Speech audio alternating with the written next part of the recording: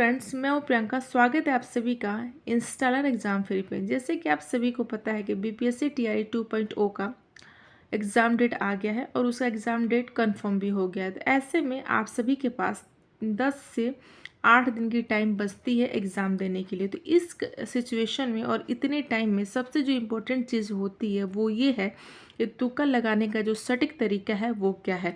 क्योंकि देखिए, बिना तुक्का लगाए तो कोई भी एग्ज़ाम नहीं देता है, खास तौर से तब जब माइनस मार्किंग आपकी नहीं है। इसमें तुक्का लगाना तो 100% बनता ही बनता है। अगर माइनस रहता तो उसमें थोड़ा सा सोचना होता, बट इसमें तो आपको लगाना ही है। तो तुक्का अगर ऐसे आप लगाते हैं अंदाजिफिकेशन में, उससे ज़्यादा बेटर है कि आप तुक्का लगाने के एक प्रोसेस को समझें और उस हिसाब से तुक्का लगाएं।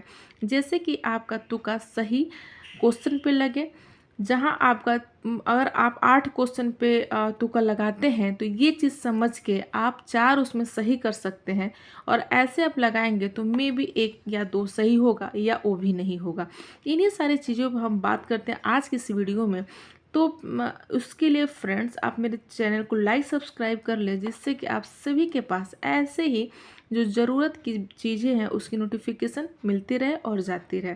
तो चलिए स्टार्ट करते हैं कि पहले तो हम ये देखते हैं कि तुक्का कौन कौन लगा सकता है। जो स्टूडेंट्स 1 या 2 नंबर से फेल हो जाते हैं उनके लिए तुक्का क्यों ज़रूरी है, और वे स्टूडेंट्स जो भगवान भरोसे बैठे रहते हैं, जिनको पढ़ना ही नहीं है, भगवान के दम पे बैठे रहते हैं, उनको क्या करना है, और जो संशय में है एक तुक्का लगाऊं कि नहीं लगाऊं, एग्ज़ाम दूं कि नहीं दूं, वो क्या करेंगे। तो इसमें जो सावधानियां बरतने वाली बात ये है कि 100 से और ऊपर नंबर आपका आता है तो तुक्के की कोई ज़रूरत नहीं है, ठीक है।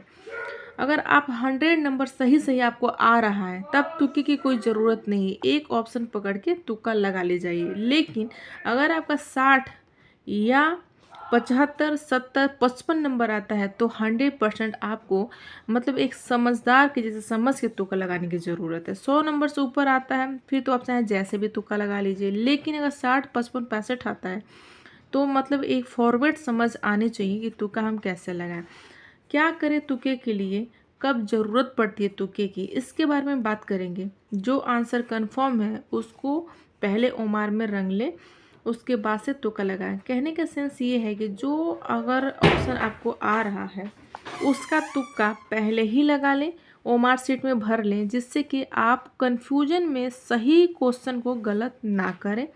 2 ऑप्शन में बहुत सारे स्टूडेंट्स कंफ्यूज रहते हैं, ठीक है। तो उसमें आपको कंफ्यूज नहीं होना है। उसके लिए क्या करना है ये हम जानेंगे। जब बिल्कुल भी आंसर नहीं आ रहा हो तो उस कंडीशन में हमें क्या करना है।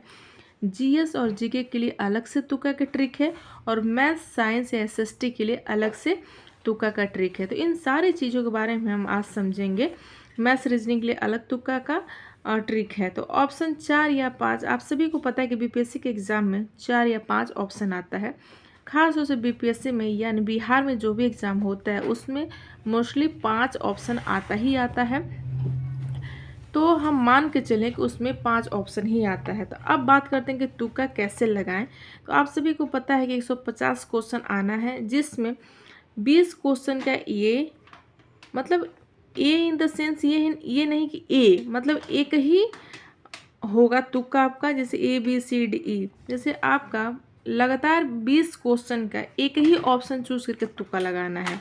ऑप्शन ए नहीं होना चाहिए, ए बी सी डी में से कोई एक पकड़ के 20 क्वेश्चन तक का तुक्का लगाना है। बाद में 5 प्रश्नों को लगातार एक ऑप्शन पकड़ कर टिक मारेंगे तो उसमें भी एक प्रश्न 100% सही हो जाएगा। कहने का मतलब ये है कि 5 प्रश्न को एक ऑप्शन मान के तुक्का लगाना है। जैसे मान लीजिए कि 1 2 3 4 5 क्वेश्चन है तो सिर्फ B B B B B 5 तक आपको तुक्का मारना है। तो उसमें से आपका क्योंकि हर 5 क्वेश्चन के बाद से आपको ऑप्शन बदल जाता है। 5 क्वेश्चन तक का मिनिमम मैक्सिमम जब क्वेश्चन का फॉर्मेट तैयार किया गया होता है तो उसमें लगातार ऑप्शन एक ही होता है, लेकिन 5 के बाद से लगभग चेंज हो जाता है। तो 5 क्वेश्चन तक आपको एक ही ऑप्शन मान के तुक्का मारना है।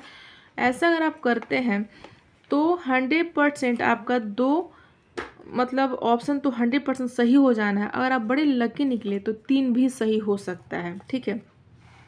अंदर की आवाज़, पहली होती है कि जब हम ऑप्शन देखते हैं तो एक अंदर से आवाज़ आती है कि अरे यही आंसर होगा। 100% आप उसको मतलब टिक कर लीजिए, उस अंदर की आवाज़ को दबाना नहीं है। पहली बार जो आपको सही लगे उसे ही आप आंसर टिक कर लें। अगर हम बात करें यहाँ पर जीके और जीएस के लिए, उसके लिए हमें क्या करना है, तो कभी भी आसान प्रश्नों का उत्तर ये नहीं होता। ये सबसे पहले जानना ज़रूरी है कि जो आपका सिंपल जो आंसर होगा ना, क्वेश्चन होगा, उसका आंसर बिल्कुल ए तो हो ही नहीं सकता, ठीक है। उसको तो ए लगाइए ही मत। जब आंसर में ज़्यादा कुछ ना समझ में आए तो ए और बी में अगर आप कंफ्यूज हैं तो वहाँ पे बी ऑप्शन चुनें, और सी और डी में कंफ्यूज है तो वहाँ पर सी को चुनें, फिर तुक्का लगाएं।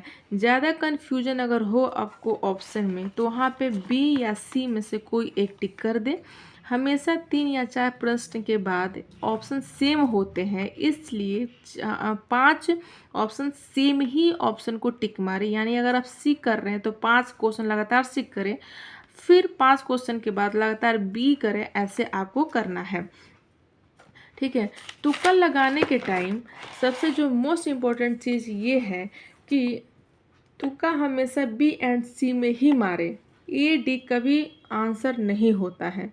तुक्का आपको सिर्फ बी ऑप्शन पकड़ के मारना है या तो सी ऑप्शन पकड़ के मारना है, ना तो ए मारना है नहीं तो डी मारना है, क्योंकि ए और डी का बहुत मिनिमम चांस होता है कि वो आंसर होगा। ए और बी में कन्फ्यूजन हो तो बी को आंसर मारें, और सी और डी में कन्फ्यूजन हो तो सी को आंसर मारें। 4 ऑप्शन में अगर कन्फ्यूजन है तो बी और सी में कोई सा भी मार सकते हैं। जब कुछ भी ना समझ में आ रहा हो तो उस कंडीशन में आप ए और ई को मार सकते हैं, वो भी 70 प्रश्न करने के बाद। 10 प्रश्न तक लगातार एक ही ऑप्शन पर टिक करें, उसके बाद से आप 3-4 प्रश्न के बाद ऑप्शन सेम हो जाता है तो आप मतलब उसको चेंज कर सकते हैं। 10 प्रश्न तक लगातार एक ही ऑप्शन पर टिक मारना है, ठीक है। जैसे आपने मतलब जो ऑप्शन में बिल्कुल भी नहीं आ रहा है, जैसे आप उसमें 10 में से एक भी आपको नहीं आ रहा है, तो उसमें सिर्फ एक ऑप्शन पकड़िए, चाहे बी या सी, लगातार 10 तक एक ही टिक कर दीजिए। 100% 3-4 तो उसमें 100% सही आपको मिल ही जाएगा, क्योंकि 4 या 5 के बाद ऑप्शन चेंज हो जाता है। बाकी 4 तक तो सेम ही रहता है, तो आपको 4 नंबर मिल जाएगा। बात करें यहाँ पे मैथ्स के लिए कि मैथ्स के लिए क्या करना है, तो कठिन सवालों में ए ऑप्शन लगाएं। ज़्यादा सवाल सरल हो तो गोला पहले रंग लें, जो आपको आ रहा है उसके लिए पहले ओमार शीट का गोला रंग लें, उसके बाद से ऑप्शन पे बिलीव करें। कन्फ्यूजन ज़्यादा हो तो ई ऑप्शन लगाएं। आसान सवाल में ए नहीं होता है तो कठिन सवाल जो हो उसमें ए आप ऑप्शन लगाएं। ये हो गया मैथ और रीजनिंग के लिए। खास तौर में जो कठिन सवाल उसके लिए ए लगाना है, आसान सवाल में ए कभी नहीं होता, ये मैथ और रीजनिंग के लिए हो गया। अब बाकी आपका जो जीके और जीएस के लिए हो गया, उसमें आपको आसान सवालों का आंसर ए कभी नहीं होता है तो ए आपको लगाना नहीं है। जीके जीएस के लिए आपको सी और बी में से ऑप्शन चूज करना है, और मैथ्स के लिए आपको ई ऑप्शन चूज करना है, ठीक है।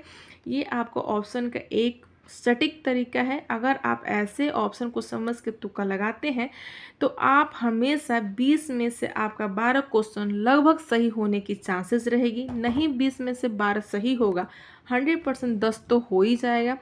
तो ऐसा नहीं है कि लोग ऐसे ही तुर्रम खान में पास हो जाते हैं। हर इंसान तुक्का लगाता है, हर व्यक्ति लगाता है, चाहे वो कितना भी पढ़ा हो। लेकिन एक यूं ही हवा में तुक्का लगाना और एक स्मार्ट तरीके से तुक्का लगाना, दोनों में बहुत डिफरेंसेस हैं।